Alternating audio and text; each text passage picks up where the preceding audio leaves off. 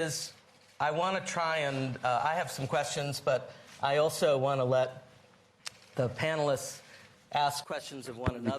Първи канал, тест. What can they learn from each other and what can we learn from them as they learn from Първи канал, тест. how that goes. And then also we'll leave a little time at the end.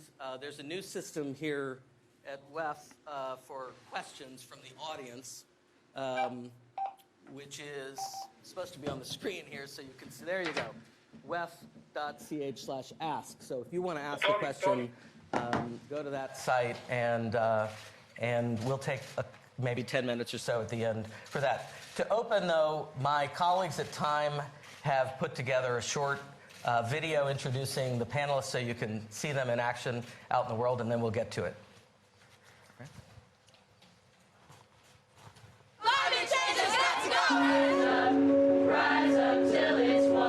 I want my descendants to know I use my voice so they can have a future. Like, I don't think you have to be old enough to be able to have an impact in people's lives. I would like to tell my grandchildren that we did everything we could, and we did it for them, for the generations to come. In the fight against climate change, corruption, inequality, and injustice, a new generation of leaders are raising their voices, becoming a force of hope around the globe.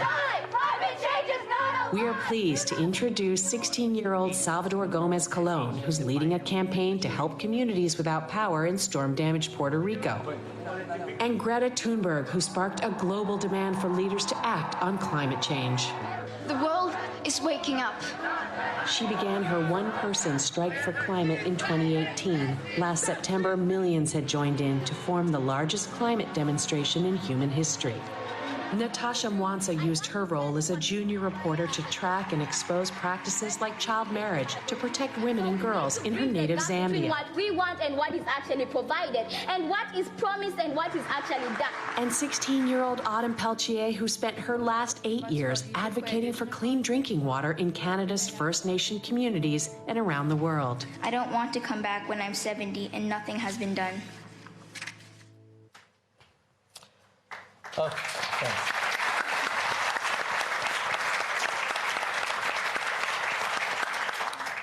Greta, I'd like to start with you. You, as the film mentioned, it's been about 1.5 years since you did your solo strike. What progress do you feel has been made in that time, and what needs to happen next? Well, it depends on how you see it, of course. In one aspect, lots have happened that no one could have predicted, that this has sort of sparked a general awareness and the movement, of course. I mean, of course, it was not only me, but all these many young people from many different places pushing together to form this alliance of movements. And of course, that is a huge step, because that, I mean, as I said, people are more generally aware now. It's and people, it seems like it's the climate and environment is a hotter topic right now, and a lot thanks to young people pushing. But of course, if you see it from another perspective, pretty much nothing has been done since the global emissions of CO2 has not reduced, and that is of course what we are trying to achieve, among other things. I mean, we're all fighting for the environment and the climate, and if you see it from that aspect, what has concretely been done, I mean, if you see it from a bigger perspective, then basically nothing. So, but that, of course, we had expected. It will require much more than this. This is just the very beginning. What would you like to see happen in the next 1.5 years? Oh, a lot, but especially that we start listening to the science, and that we actually start treating these crises as the crisis it is, as the crises they are. Because this is, without treating this as a real crisis, we cannot solve it, and then we cannot see this from a holistic view. Autumn, you confronted really Justin Trudeau a couple of years ago about water protection, issues around water protection. Did he listen to you? Do you feel he listened to you? And what's happened on that front since? Well, I can't exactly. Well, since then, I feel like I made an impact on children that are younger than me and older than me, and I feel that I've seen a lot more youth standing up, and I feel like me doing that kind of maybe even gave them the courage to use their voice, because I think I was only 12 when that happened, and I think that was really empowering for me, actually. And then when I look at it from, I guess you could say, Canadian perspective, since I've done that, I feel like there has been change, because the Canadian government his Canadian government is actually working really hard towards trying to resolve the boil water advisories in First Nations communities. And since then, I know it was one of their goals, I guess, and it was to resolve the boil water advisories, and he is doing that. But the only issue with that is every time one is resolved, a new one occurs, so it's kind of continuous. But I know in Canada they are trying to make change. One of the questions on my mind is how you go from protests and panels to policy change, and you've got a formal role now, right? Will you tell the audience about, you've got a seat at the table in a sense, yeah. Well, I'm the Chief Water Commissioner for Anishinaabe Nation, and basically what Anishinaabe Nation is the people, like the Indigenous people in Ontario, and that's kind of the form of Indigenous government there. And so basically my auntie, Josephine Mindaman, she was the Chief Water Commissioner prior to me, before she passed away, and they felt that it was best that they pass the role on to me, as I was following in her footsteps and doing her work. And so what the role really is advocating for the Great Lakes in Canada, well, not exactly all in Canada, but advocating for the Great Lakes and kind of having a say at the table when decisions are made for them. And so that's kind of what my role is. Salvador, you first became really active after Hurricane Maria in Puerto Rico, now earthquakes. What have you seen, in terms of your work and the results you're after in that period of time? Progress or not? I mean, I think that it's definitely been a tough few years for Puerto Rico. With our natural disasters in 2017, our protests in the summer our protests in the summer, this summer, right, and the earthquakes now. I think that one of the main issues that I think we started to see, since I started Light and Hope for Puerto Rico in 2017 after Maria, is that there's definitely been much more passion and much more knowledge with youth, right? We've been much more active. There was a climate strike in Puerto Rico, the day of the International Climate Strike, right? Which is all led by youth, and it was taken to the Capitol. There's also been much more, friends of mine and peers of mine, students, that are also, taking charge to help neighboring islands, right? Like the Bahamas and the Virgin Islands. I think that in terms of natural disaster preparedness, which I think is a reality of the climate crisis that we need to address and is not being addressed, we haven't really gotten in much places, right? Very recently, they've discovered warehouses of emergency supplies in Puerto Rico that were untouched even after the earthquakes first started. And that has been, one of the great examples in which we have the help, but it's not getting to people, right? I think it's definitely, there's a lot of issues wrong with it, and in a lot of ways it's because it's things are being politicized, right? And the issue is that the climate crisis and natural disasters aren't political issues, they're not socioeconomic issues, they're not a racial issue. Climate change and climate crisis just is, right? And until we start addressing that fact, we won't be getting much places. We talked some before the session about mentors and reverse mentors, and I know you've spoken some about the lessons from youth resilience in Puerto Rico.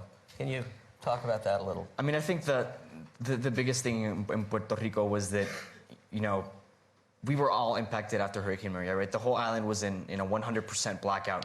We were all facing our fair share of challenges, right? In my case, my house was flooded. I was living with my grandparents in my apartment and all that. but that was minimal, right? I kind of took that charge and thought about other people who were less fortunate than me, right? In Puerto Rico, you think of Puerto Rico and you probably think of Old San Juan and Condado, which is very modern, very commercial, right? But you don't think of the hundreds of thousands of homes that are made of wood with metal roofs, right, which are on slants, right? And those are the most affected after Hurricane Maria, right? I think that in Puerto Rico, with all the fair share of natural disasters and political crises we've had, you've seen youth stepping up, and around the world, actually. We've seen our generation standing up for the world we want to see, for the vision of the world that we have, right? Even when our leaders aren't really taking charge, right? And I think that's a particular important lesson that we need to learn, is the fact that, you know, we're not waiting 5, 10, 20 years to take the action that we want to see. We're not the future of the world, we're the present, right? We're acting now. We're not waiting any longer. Natasha, you've spoken about not wanting young people just to be beneficiaries, recipients of other people's decisions, but part of the decision making. How has that played out in your experience, in your own causes? Well, I think it has played out really well, and even if we look at the panel that we're having today, for instance, you find there's so many big conventions and meetings that people come to, and often a young person's voice is not necessarily heard. Before, that was the situation. But then now we come to these meetings and then we have resolutions, and those are actually taken seriously. So I do believe it's becoming an issue that's actually being heard, and we're not just seeing, young people are no longer just seeing as, you know, they are young and they exist, but then we're actually being involved in the whole system, and we're being asked what we want to do. But not only that, we're able to step out and actually say, this is what we want, and either partner with us or we'll do it because we're powerful enough. So that's something that I have seen. And you can look at this amazing panel. I mean, they're doing all amazing things, and we haven't let our age stop us or wherever we come from. This is something that we've taken up. Another thing that's really been interesting is finding a way to actually have that intergenerational partnership. I like how you asked him about the mentorship issue. And I think it's very important because the older generation has a lot of experience, but we have ideas, we have energy, and we have solutions for the now problems and the ones that are coming up. So, you know, we need to learn to collaborate.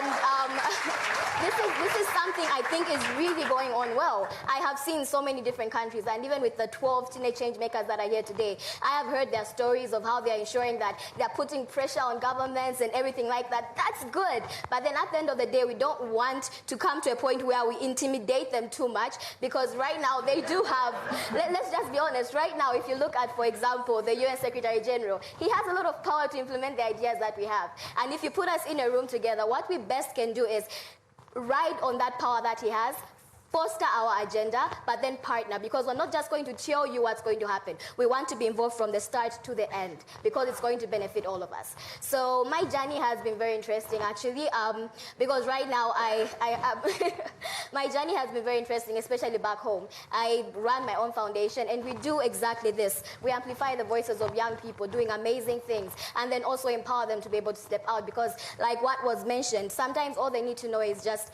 you can do it. You don't have to be limited. And if someone like me, someone like Salvador or Greta is able to do it, then they can too. And so that's something we've been working on, and we look forward to doing a lot more. But otherwise, I think this is a really good start. It's a sign of hope, and we know that there's more that we can look forward to, and in being involved in these spaces. Yeah. Oh, well said.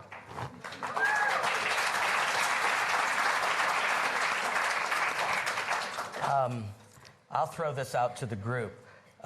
You've all met a lot of politicians on your journeys.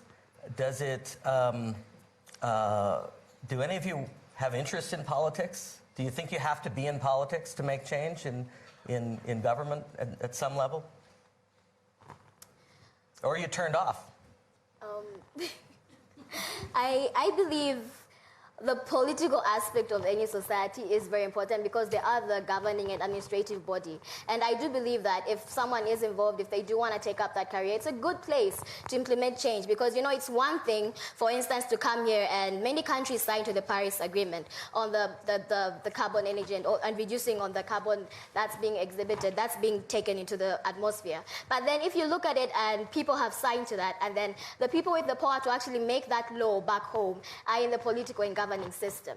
So you then realize that a law can actually determine whether something can move forward or not, because it's like you're backing. So I do believe it is important that we do have politicians changing the world as well and wanting to ensure that we foster ahead. But I don't believe that that's the only way that we can actually foster change. I don't believe the power lies in them. It lies in every individual discovering what they're supposed to do and then fostering that and deciding that they want to shape the change they want. So I personally want to do want to maybe later on. I am interested in politics a lot, but then it's not something I would like to take up full time, just probably, like I said, partnering with them a lot to ensure that we actually foster this agenda. So You talked about hope. Do you feel as you're out in the world that do you feel hope? Do you feel that you're being listened to, or how much, or is it lip service?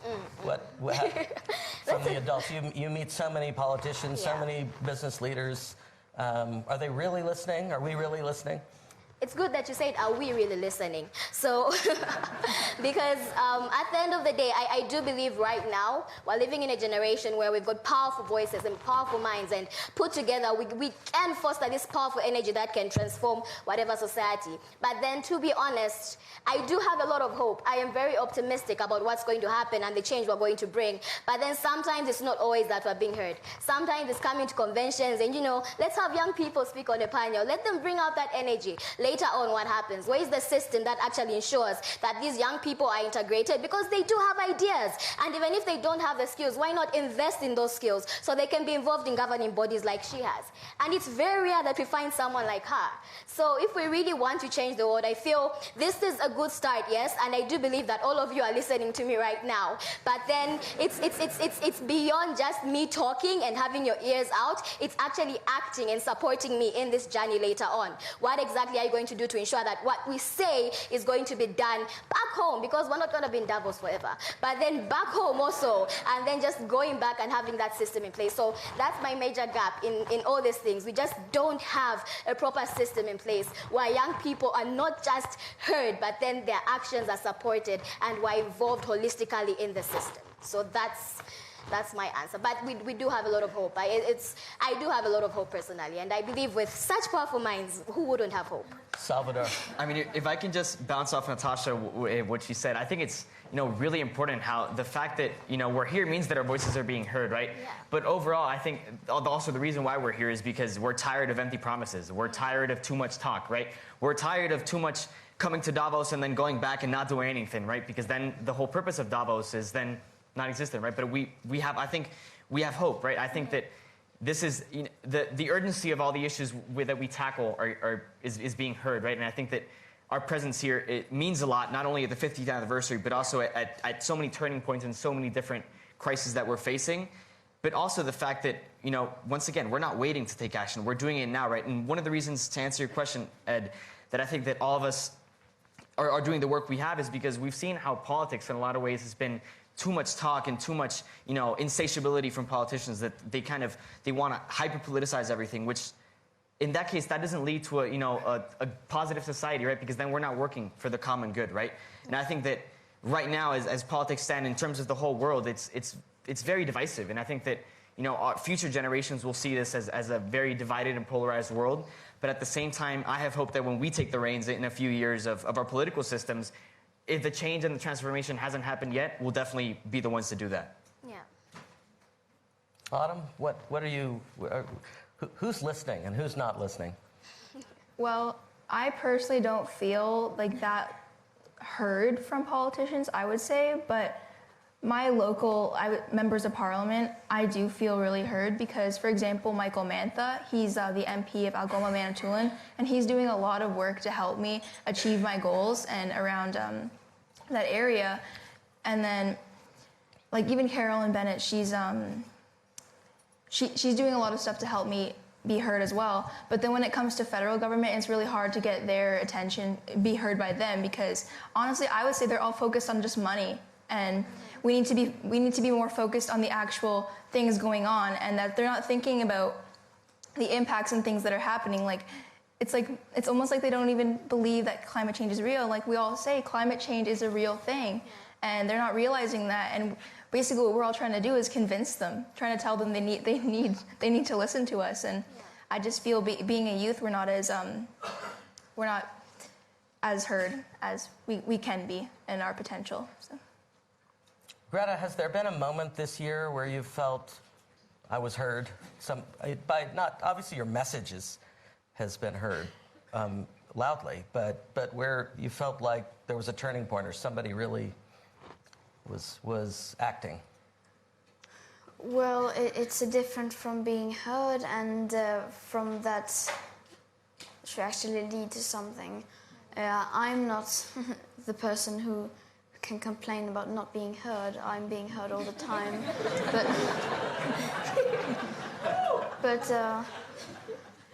But in general, the science and the voice of the young people it's not in the center of the conversation. And it needs to be, because this is about, I mean, of course it's about us and our future and future generations, and of course those who are already being affected today. But especially we also need to bring the science into the conversation, because that is what this is all about. Natasha, is there a moment that, just in your work, where you just, hey, it happened, it clicked, I made a difference?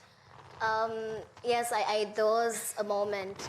There was a summit on ending child marriages that took place in Ghana. I think in 2018, towards the end of it. And so I was asked to give the opening speech, which was the opening ceremony, and then just express what exactly I would like for African girls in terms of, our sexuality, our reproductive health, and everything just to do with that. And so after that speech, I did go back home and we started organizing different groups. I worked with different NGOs and would go in communities and would advocate and raise awareness on these issues. But then what really struck me the most is how I mentioned something on menstrual health, for instance, and then it was actually implemented. Like, that's something we started seeing in different countries happening. And then I mentioned how we need to increase budgetary allocations towards sexual reproductive health. And of course, the allocations were not as high as I wanted them to go, but then it's something that we saw happening and the progress was made. And then later on, I actually got my hands on an article, and it attributed the speech that I had given and the work that I was doing, having helped thousands of girls get rescued from teenage marriages and rehabilitation processes being put in place for them to actually be able to get away, like from the teenage pregnancies and recover from all that. So, of course, it wasn't just Natasha Mwansa alone because of what, but then it attributed that speech and some of the things I said and some of what the leaders had actually pointed out from that speech and how they got those commitments and took them home and decided to act on it. So for me, that was a revolutionary moment because I only saw the article this year, and that was in 2018, actually late last year. And so I do believe that it's on such platforms, yes, that we can be heard, and there are leaders that we can influence and all that. But then, the action is what, like what she said, it's the action that actually counts. And so for me, that was like the highlight. I couldn't stop smiling because in as much as there were many other voices and of course many other actors and players towards that success, the fact that I was a voice that was a part of that solution was a big thing for me. And so that was like my moment. I was happy with that. That's great. Salvador, anything in your experience? I mean, I think like that. Yeah, I think that with my work with Light and Hope, I really got to see a lot of Puerto Rico that I hadn't seen, right? Puerto Rico, it's a very small island, right? Pretty much everyone goes to the same places, same beaches, same restaurants, people in the metro area, it's pretty limited, right? But you drive 10 minutes away from my house and you start getting to communities that I'd never been to and to communities that are living way, way lower under the poverty line. And it's impressive because we see a lot of different, we paint a lot of pictures that are not true, right? And I think in my work in Puerto Rico, I went to a lot of households that, people were just living in ways that I didn't think was so close to home, right? I think that because the politicians talk so much about the good work they're doing and about reaching out to communities, you think that all these things aren't, you're not encountering this back home, but you are, right? And I think that was really eye-opening. When I went to distribute solar lamps, there was this one, particular community that I went to, Loíza, which is the first community that I studied, right? With Light and Hope, I had this one mission of going to this one town, Loíza, which was impacted by both Hurricanes Irma and Maria, which came subsequently 2 weeks after each other. And, you had houses that were, wooden, basically all blown away. You had all their belongings on the ground, and it was kind of it seemed like there was like a nuclear apocalypse that happened, right? And it was crazy to think that this distribution happened in December and it had been already 3 months, and still help hadn't gotten there, right? But I think as I saw people's shows of hope when I gave them their solar lamps and their washing machines, and people, you know, their faces would bright up in immense ways, I think that that's really what kept me going, right? Seeing the impact that I was having firsthand on communities, right? And going to the 17 different towns that I went to, I saw a lot of different faces, and I saw a lot of signs of hope, right? And I think that their interest and kind of their good feeling from the work that us young people are doing is inspiring, and I think that generally moves all of us. And I think that should move also our older leaders, right? The fact that people are acknowledging us and being inspired by the work we do and also benefiting from the work we do, right? Like I said, you know, we're not incumbent, you know, politicians right now. We're not in huge positions of powers. We're, you know, local people who do work in our own communities, but that end up having a global impact. Autumn, you know, you talk about climate change. There's, of course, broad public support for action, but as Greta was saying earlier, nothing's happening with emissions. What if not the work you're doing and that others around the world are doing to bring attention to this, what will it take to actually, do you think, see change in the numbers? Well, to see change, I think that what we need to do is start getting more people and more youth, not only from Canada, but from all over the world, and empowering other kids to stand up like how we are. And I think that what we're doing right now is empowering them, because being at the World Economic Forum, we're on a global stage, and everyone's going to be watching this. And what we say right now is going to make an impact on everyone watching. And so, like, even for me, people are awarding me for, oh, you're doing such a great job, but I don't want your awards. If you're going to award me with helping me find solutions, award me with helping me make change. And I feel that's what I would want to see, is more people trying to help us with what we're trying to achieve.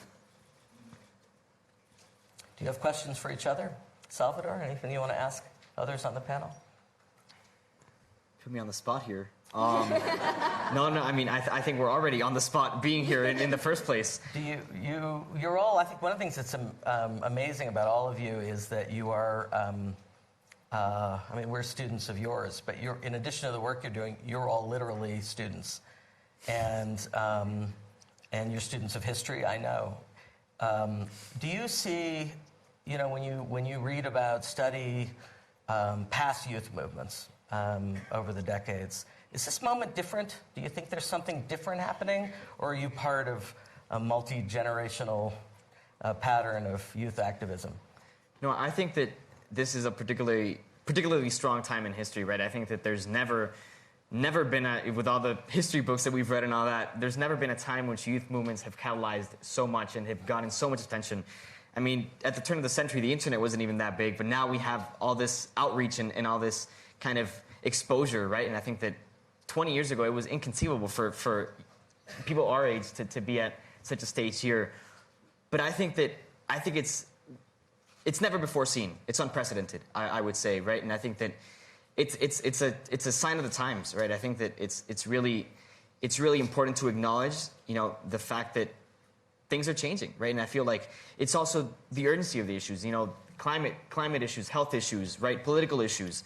I think that, you know, the more exposure we get and as more time passes, we see how, you know, older people and our leaders see how we have perspectives to share, right? And how we could even, I would go as far as say that we could even mentor our leaders in a lot of ways, right? Yeah. There's a lot of things that are being done in ways that shouldn't be done, right? And I think we have great perspectives to share on that. Just to add on to what he's actually said, I like that he's mentioned how we have access to all these different devices and platforms to actually express ourselves and, you know, just raise awareness on whatever we want to raise awareness on. But then in contrast with what used to happen, I'm from Africa, I'm Zambian, and so I see many young people, of course. We have so many young people, brilliant ideas, and, you know, they can articulate the problem for you. Like A to Z, they will tell you the problem. And I don't think it's just a Zambian thing. I think it's generally everywhere. People can easily identify what the problem is, and then sort of acting and bringing out the solution is where many people are that's where the platform comes in. And I think with the knowledge and exposure that we have right now, it's good for this generation because away from just looking at what the problem is, we have people that we could use as inspirations that we could match out to, and we could say, okay, they did this, then we can do this. But then it's also easier to identify what the solution is because we can look at best practices from before and then just bring that and integrate it into our fights. So that's something that we really need to do. But then I feel as though right now, Gen Z is a very active, very loud, and it's very powerful. But then to an extent, sometimes it's not as daring as we would wish for everyone else to be. Like this current generation, of course, we do have, exceptionals. We do have exceptions, rather. But then, like right now, I feel as though we could be a bit more louder. We could be a bit more on the ground. But then, it's social media. Let's tweet. Let's do this. And it's very powerful, of course. But then I feel as though our collaborative efforts could be more, we could be more on the scene if we came together and used platforms such as strikes, for instance, and all that. And if we could see that going on around the world and not just in particular places, then I feel it would be more powerful. And that's something I think the past generation did a little better than us, being more involved on the ground than other just, following up and everything else is something that we lack. But I feel as though we have diverse knowledge, we have people who can articulate issues and everything else, but then we just need more actors on the ground to just step up and say, we'll do this, and we're daring enough to actually foster the change that we want to see. So there's a power in social media, but also a danger that we're staring at our phones instead of instead of being on the ground. Yes, right. So that's something we need to. So we've talked about politics, we've talked about business, we've talked about youth. We haven't talked about media. And you're all covered by people like me all the time. What can the media? What are we doing wrong? I guess. What could we do better? Maybe a better way to put it. Autumn, you have thoughts on the role of the media in amplifying your work or these issues that what anybody have experience, positive or negative, with people like me? Well, I think media is a really big part of the work we do because a lot of it is online.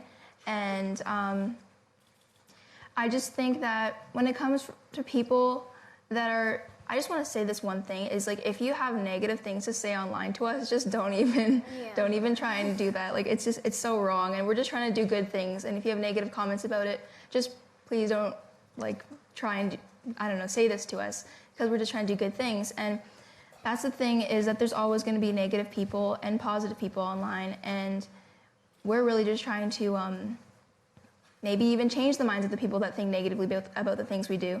So yeah, I just think that media does have a really big impact on what we do.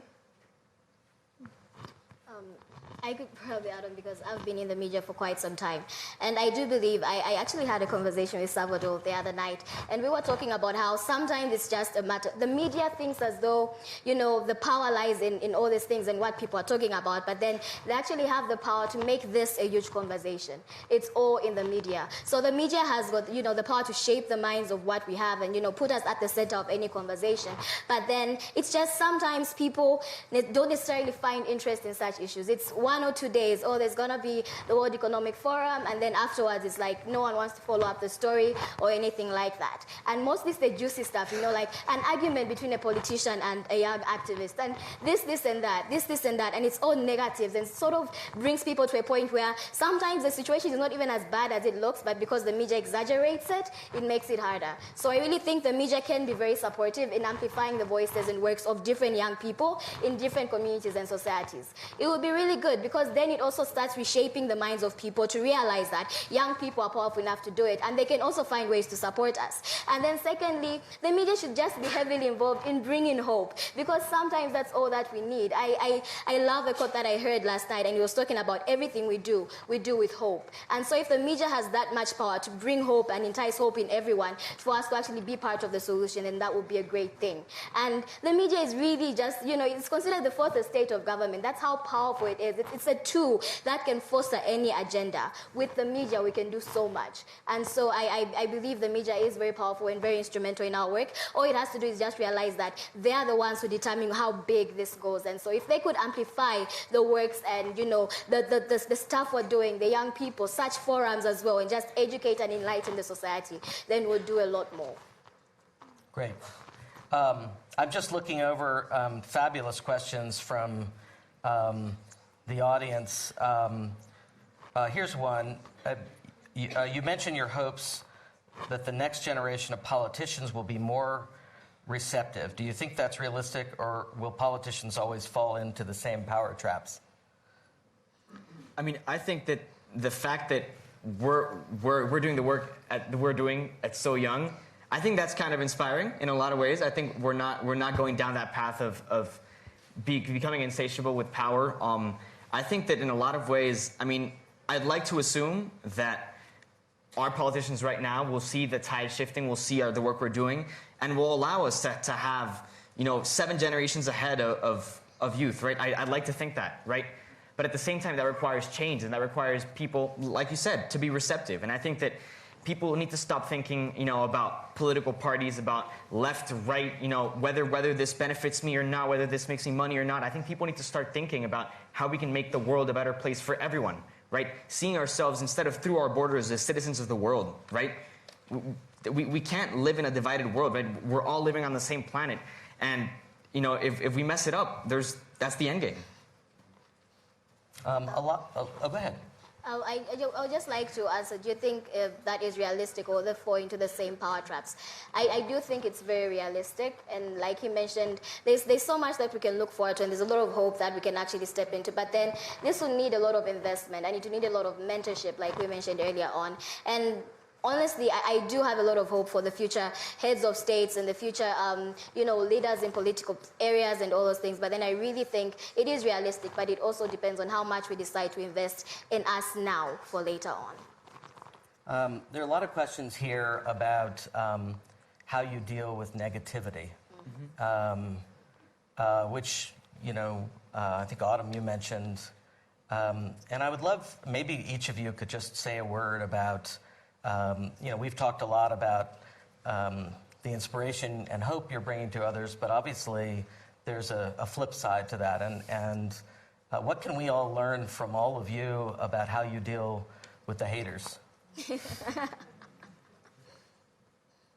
Well, for me, me and my mom do get a lot of negativity, and what we do is we just ignore it, because that's their own opinion. And it's not really our problem, because what we're trying to do is positive, and we're all trying to do is positive. So I just think that ignoring is probably just the best way to go. Greta? I would like to say something that I think people need to know more than how I deal with haters. So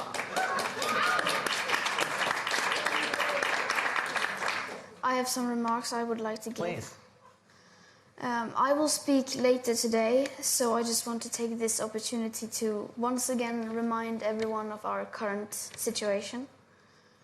In Chapter 2 on page 108 in the SR 1.5 IPCC report that came out in 2018, it says that if we are to have a 67% chance of limiting the global average temperature rise to below 1.5 degrees Celsius, we had on January 1st, 2018, about 420 gigatons of CO2 left to emit in that budget. And of course that number is much lower today, as we emit about 42 gigatons of CO2 every year, including in land use. With today's emissions levels, that remaining budget is gone within less than 8 years. These numbers aren't anyone's opinions or political views. This is the current best available science. Though many scientists suggest these figures are too moderate, these are the ones that have been accepted through the IPCC. And please note that these figures are global and therefore do not say anything about the aspect of equity, which is absolutely necessary to make the Paris Agreement work on a global scale. And that means that richer countries need to get down to zero emissions much faster, and then help poorer countries do the same, so that people in less fortunate parts of the world can raise their living standards. And these numbers also don't include most feedback loops, non-linear tipping points, nor additional warming hidden by toxic air pollution. Most models, however, assume that future generations will, however, will somehow be able to suck hundreds of billions of CO2 of tons of CO2 out of the air with technologies that do not exist today in the scale required, and perhaps never will. The approximate 67% chance is the one with the highest odds given by the IPCC, and now we have less than 340 gigatons of CO2 left to emit in that budget to share fairly. And why is it so important to stay below 1.5 degrees Celsius? Because even at 1 degree, people are dying from climate change, because that is what the United Science calls for, to avoid destabilizing the climate so that we have the best possible chance to avoid setting off irreversible chain reactions. Every fraction of a degree matters. Since last summer, I've been repeating these numbers over and over again in almost every speech. But honestly, I don't think I have once seen any media outlet or person in power communicated this and what it means. I know you don't want to report about this. I know you don't want to talk about this. But I assure you I will continue to repeat these numbers until you do.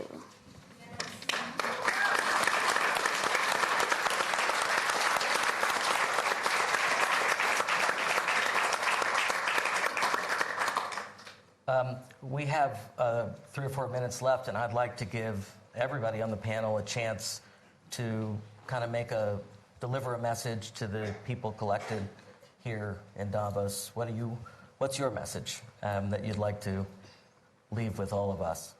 My message would basically just be, like we've been mentioning, it's basically investing and involving young people in all these decision-making processes. But then for every individual here, what I would really like all of us to go back home with is the idea and the realization that the power that we're trying to speak to, the truth and the power that we're trying to speak here is not going to happen just because we have powerful individuals in the room. It's not going to take place, and the change we want to shape is not going to happen just because we're raising these issues. But it's going to happen when we imagine the change and then ask ourselves, what can we do about it? Who are we going to put pressure on? Who are we going to organize? How we mobilize it back home? And that's something I'm really going to carry home, but I urge everyone in here. It's not about being young or old. It's of course important that each of us realize what our strengths and weaknesses are, but then just ask yourself this one question: how will you be part of the change that we're trying to see? Thank you. That was wonderful.